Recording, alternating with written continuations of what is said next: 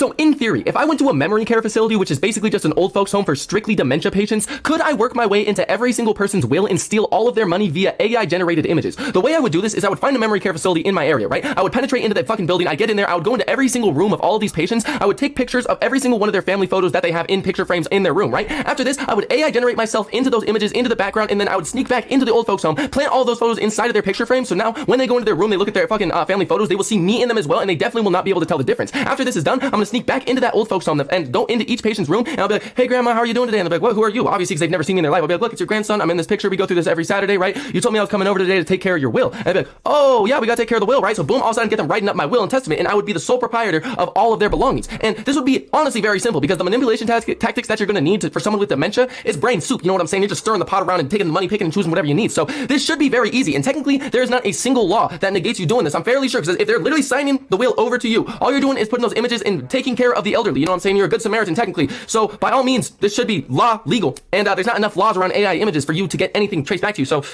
should be fine. And I mean, all these images are edited, and I'm fairly sure I could sneak into a dementia home right now and completely trick them with just this image. So like, I feel like it would work. That's your method.